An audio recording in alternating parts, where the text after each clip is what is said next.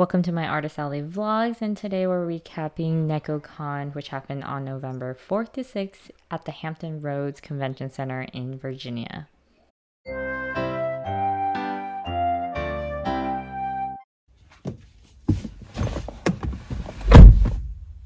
Hey guys, so it's 3:30 a.m. and I'm heading to the airport for NekoCon because it's a 6-hour flight and there's a 3-hour time change, so I have to get there super early to set up on this Thursday.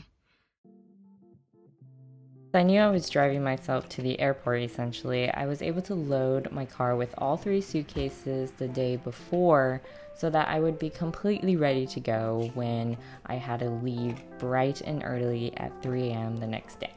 Hey guys, I've arrived at the LAX economy parking, so I'm gonna unload my luggages and then I have to take a shuttle to the LAX airport and then I'll be off for my 6 a.m. flight.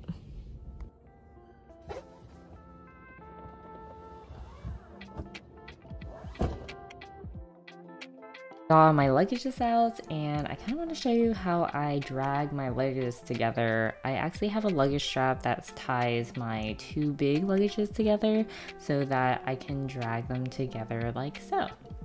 This is LAX's economy parking, and you can park your car here, book online, and then they have a shuttle that takes you from the parking structure to whatever terminal you need, and it runs every 15 minutes, 24 hours a day.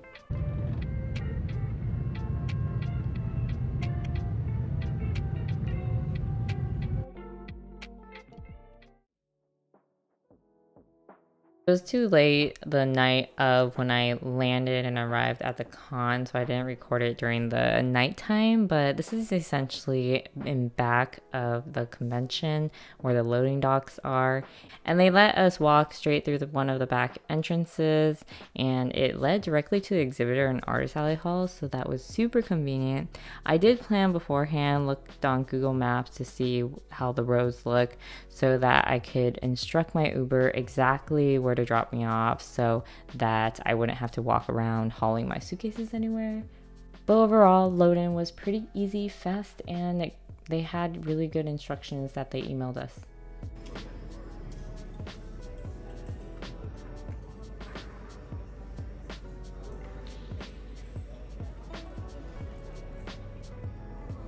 So setup was actually pretty fast. I think I finished on Thursday less than an hour, maybe like 40 minutes. And then I was just cleaning up for a little bit after that.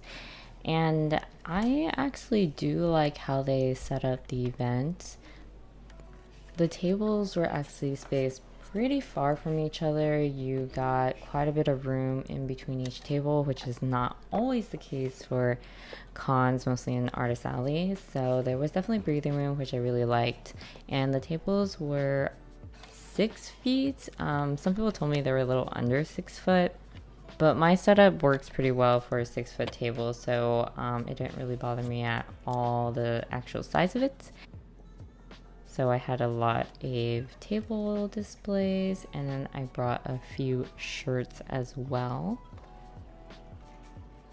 And then by the time I was done, it was around 8 p.m. and I did get food from the airport, so I was set. I didn't really need to go get food or anything, but I did end up waking a little earlier the next morning to get some food from Target so I can stash up for the weekend.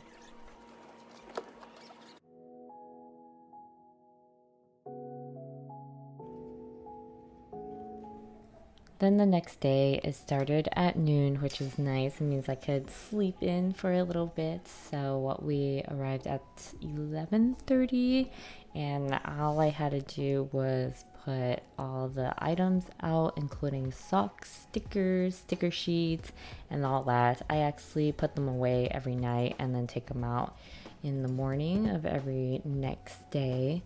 So I just have to do that. It maybe takes like 20 minutes max. So here's how the final booth turned out looking, and I'm pretty happy with it. It's a pretty easy setup, which is also nice.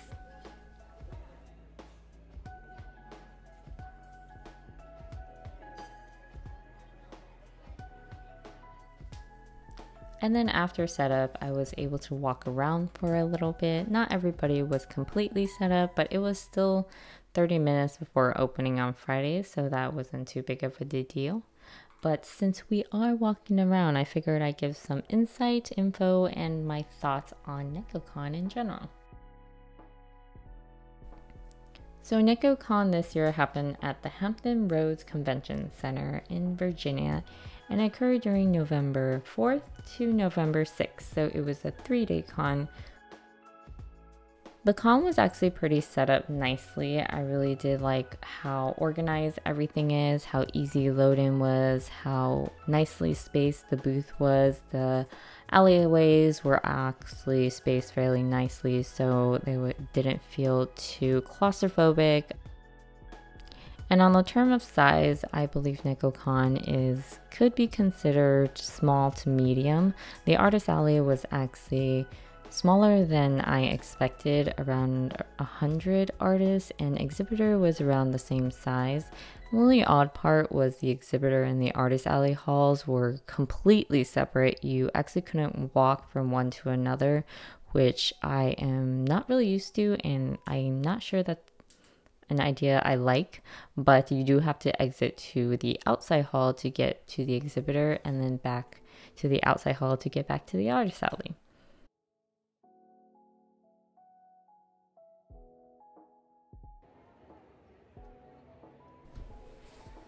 So in terms of how they handled the check-in, took care of us and all that, I think they did a pretty good job. All the emails were very clear. They had helpers around, and the check-in was fast. They were very clear about needing the vaccinations, which they did for this event, and we were required to mask up.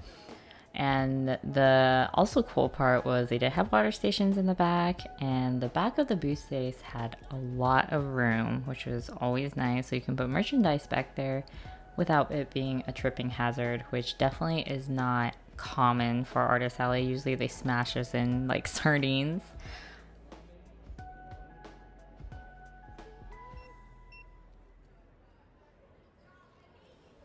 I think the only downside or recommendation I would have for this event was I kind of wished exhibitor and Artist Alley were kind of more one unit.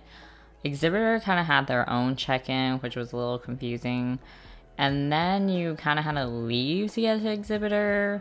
I wish they kind of opened up the middle panel so attendees could float from one to another however they wanted. And that's usually how most cons are set up, unless like they're on separate floors for space reasons. So I'm not entirely sure why they separated us, but that was a very interesting way of handling that. I think it would have been nicer for traffic flow if the attendees could go straight from Artist Alley to exhibitor and such.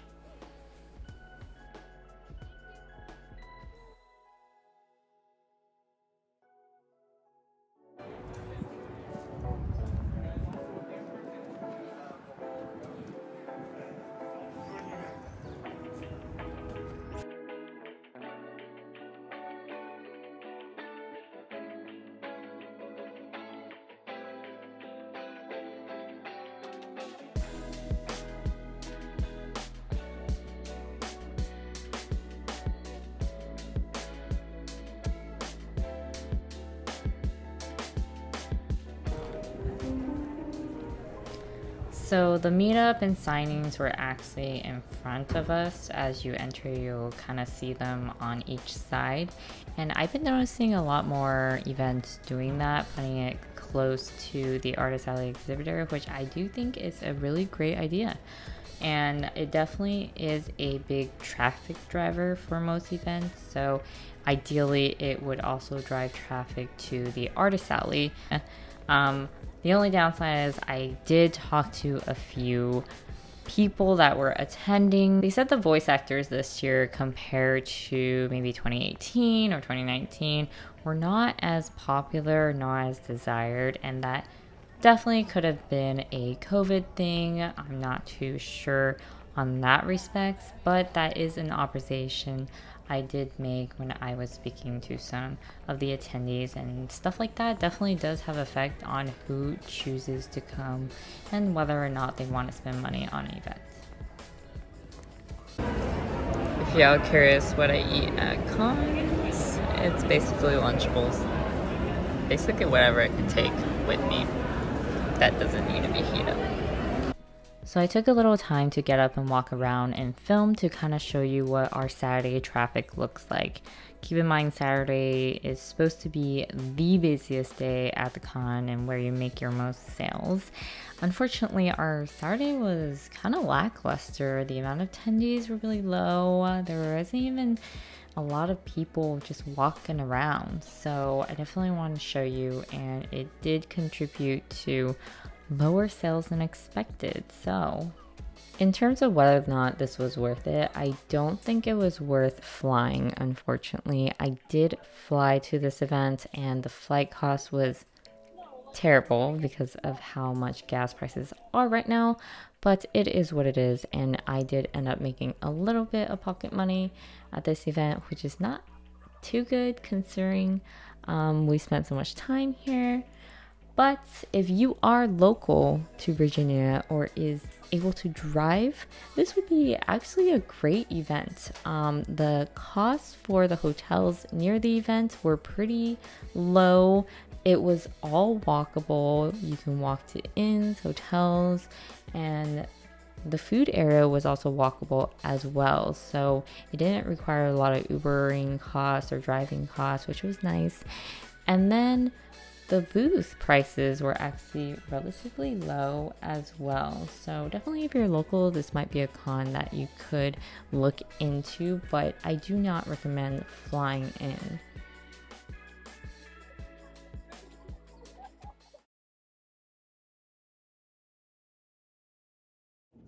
Hey guys, it is Sunday morning and I'm basically packing up and checking out of the hotel today because I am going to leave tonight so I don't have to pay an extra day of hotels. And I actually did find a flight late enough. It leaves at 6 and the event ends at 4, so I should be able to make it no problem as long as I pack up maybe 30 minutes early, which is not too bad. So excited to go home today. Yay, last day. I didn't really get any footage at all on Sunday except this nice walk to the convention center, but it was basically low attendance the last day and I kind of tried to jet out of there right after since I had to catch a flight, but very happy to be done home. Check this off my bucket list, and that concludes our Nekocon Artist Alley vlog. I hope it was helpful, insightful, or interesting, and if you did like it, be sure to like, subscribe, and click the alert bell. I hope to bring you more Artist Alley vlogs in the future, definitely once Artist Alley gets in full swing next year. But for now, thank you so much for watching, and I hope to see you again.